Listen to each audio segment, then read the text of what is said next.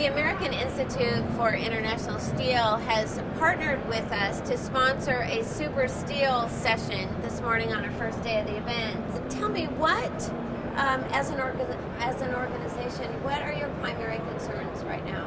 What do you need the industry, the support people to understand?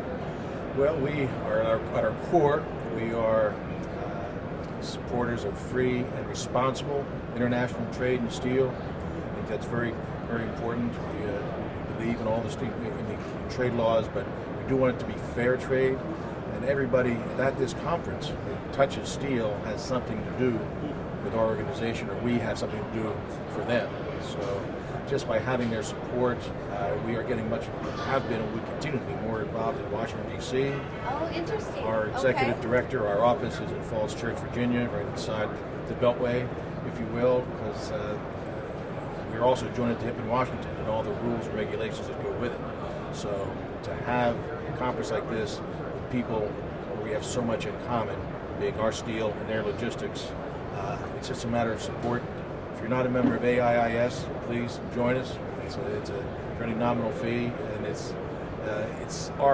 our voice is the last real voice for free trade in steel. Excellent. Okay, so just one more question. What do you see, any changes or developments over, say, the next 2 years for this industry? Well, I noticed you just spoke with Larry Hansen, who is a trade attorney and a member of AIS, by the way. The domestic industry, and as Richard Chris, our executive director, said earlier, nothing makes us happy than having a very strong domestic industry. Because the stronger that is, the stronger the import industry is, because the economy is doing well. But we have concerns that the domestic industry is running somewhere at 70% plus or minus these days, due to the malaise that we've seen in the economy over the last year and a half. So capacity? Is that what? Capacity utilization. Okay, domestic right. ones, Okay. So they tended to get a little more aggressive on their, some people would call it protectionist moves, but it's using the trade laws for imports that they feel are not responsible.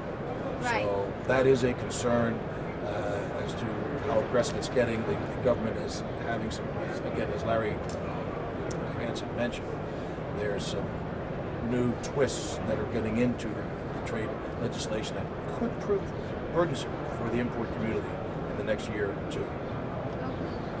Good to know. We'll be aware of that, and we certainly encourage our members to, everyone in our industry to support steel. That's right, AIIS.